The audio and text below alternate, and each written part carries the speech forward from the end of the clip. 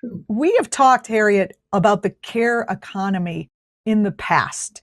The fact is, Biden is going to make it, if I'm getting this correct, he's going to make it so that people don't necessarily have to worry about whether they will be cared for in their old age. He will be making care jobs respectable and sought after and well compensated, something that they are not at this moment in time. And I think he's going to bring down the anxiety level of every person in America who's worried about winding up living in their elder years underneath a bridge, next to the river. Harriet, can you talk about this historic seed of a care movement for which you've been working tirelessly your whole career? Well, it's an enormously important thing. It began with a declaration in 1919. It's been around for a long time.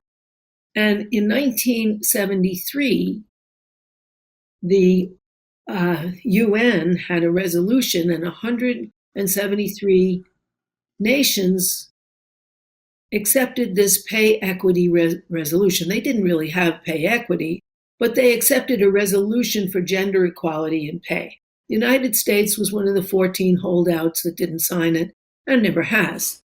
This is a long development. It's a long development that comes from the idea that just as the racist idea that Black and brown people are destined to serve white people as inferiors, that women are destined to serve men, to take care of their homes, their bodies, their children, their sexual needs, their relatives.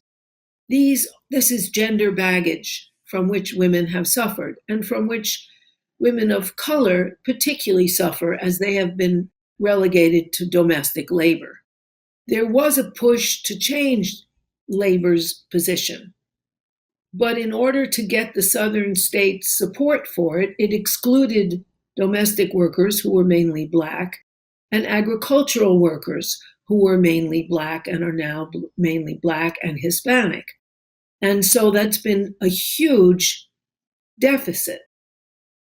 Half the population, actually a little more than half the population, is female.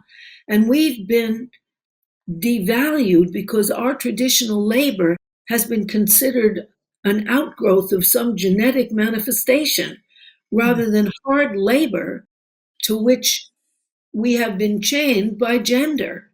And that's a very important thing. It's also important for race because since those jobs were devalued and lower paid, they were allocated to brown and Black women.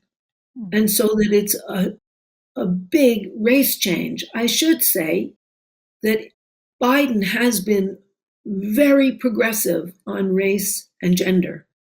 Class is another thing. Class is much more a factor in, let's say, socialist New Zealand. I keep citing my wonderful heroine who is Jacinda Ardern, but she just raised the minimum wage to $20 an hour and is paying for that and the care giving that she is paying well through much higher taxes on the wealthy. Great idea, which New York is just starting to entertain, just starting.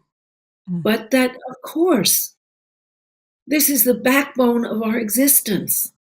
Care. Without food, without prepared food, without order, which I really appreciate in the disorder of my recent move, we don't function well. Just to change the value system in America so that it is women, but also I think we've talked about this before on the show that even men have been taught not to care because it's not lucrative and you can't support a family on caring. And the psychology of having to go to work and fight and in a capitalist system and then come home and switch your entire persona so that you can be loving and caring and do the things that work to be part of a family. That I just feel like this can have some very long, extending, positive implications for our society. It surely can.